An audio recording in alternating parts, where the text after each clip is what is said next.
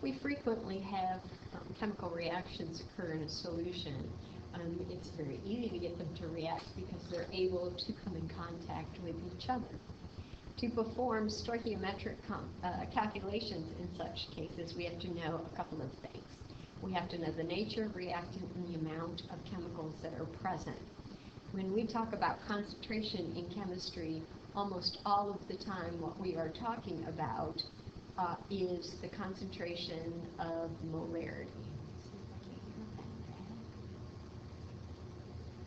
So molarity, which is generally denoted by brackets, is equal to the moles of solute in the liters of solution. If I were to rearrange this equation a little bit and multiply molarity times liters, that would give me the number of moles of solute. If I were to remember that molar mass is equal to grams in the number of moles, I can substitute in and find the grams needed to make a solution is equal to the molarity times the volume times the molar mass of the compound that we're looking at. Let's remember that a solution that is written as 1.0 m means it's 1.0 molar.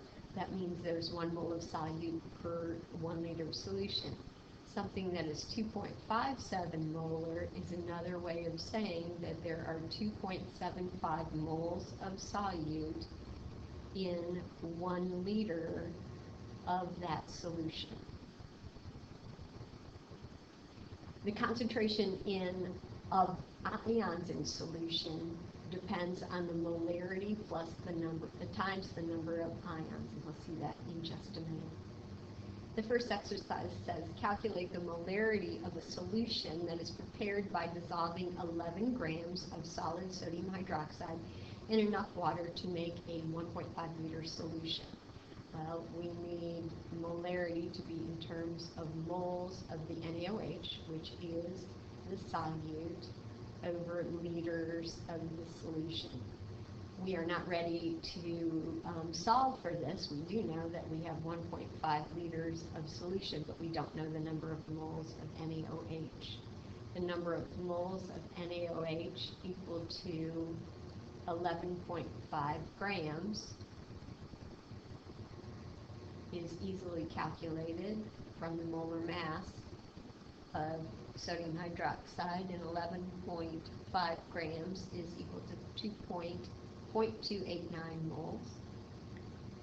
0.289 moles divided by 1.5 liters means that our solution will have a concentration of 0.192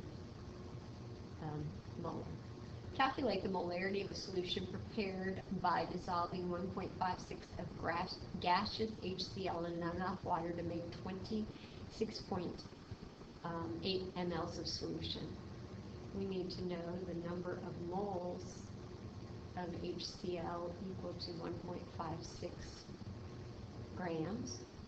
The molar mass of HCl is 36.5 grams. And so that means 1.56 grams is equal to 0.0427 moles of solute. It has to be liters of solution.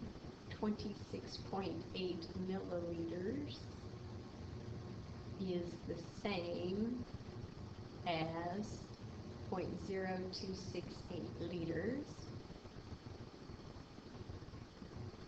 And that will give us a concentration, not of that. Okay. Give the concentration of each type of ion in the following solution.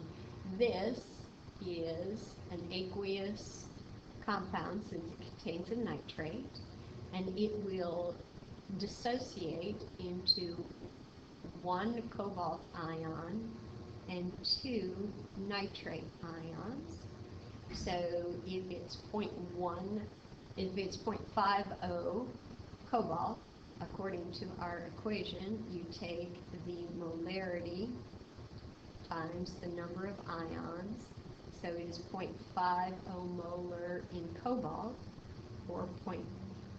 and it is 1.0 molar in nitrate ions, since there are two. All right, and I'm going to jog this down here a little bit. 1 molar iron 3 perchlorate will break up like this. So you would have 1 molar iron ions and 3 molar perchlorate ions. Okay, when we make a solution, we frequently make a standard solution. That's a solution whose quantity is known. And here we're going to, so they weigh out the solution, they put it in a volumetric flask, they add a little bit of water to dissolve, and then they add water up to the line to make the amount of solution necessary. To analyze the alcohol content of a certain wine, a chemist needs 1.00 liter of an aqueous 0.2 molar potassium dichromate solution. How much solid K2Cr2O7 must be weighed out to make this solution? Okay, the grams of the solute, which is the potassium perchromate, is equal to the molarity of the solution that we want times the volume of the solution that we want times the molar mass of the solution. Potassium dichromate has these 3 atoms. There are 2 potassiums, 2 chromates, and 7 oxygens. Potassium is 39. Chromium is 52. And oxygen is 7 times 16. When math is done, that's 294 grams.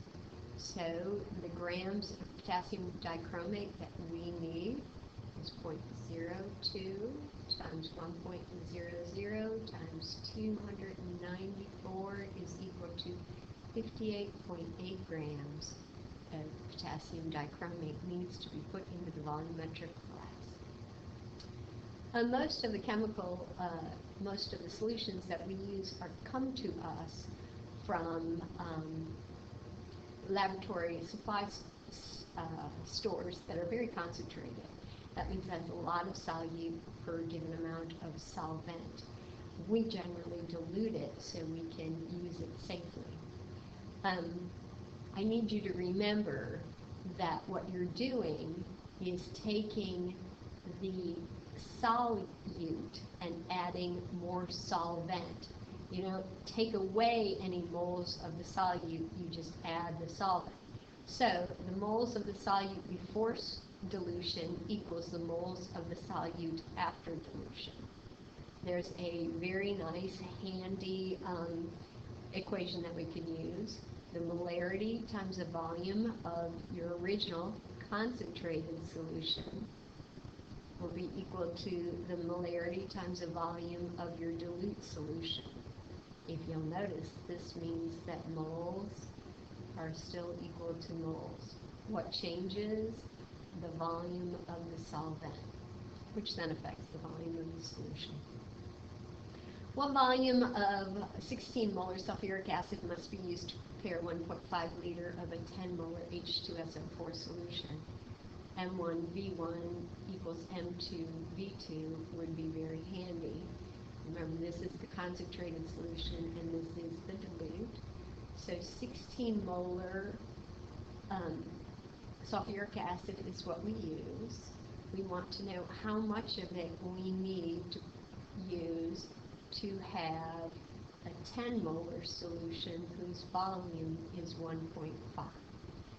That turns out to be 0.94 liters, which is very difficult to measure. We generally measure with a graduated cylinder that's graduated in milliliters. So that would be 940 mLs of the concentrated sulfuric acid is poured into the the volumetric flask, and then what is the remaining liquid that is used to make up the 1.5? It's water.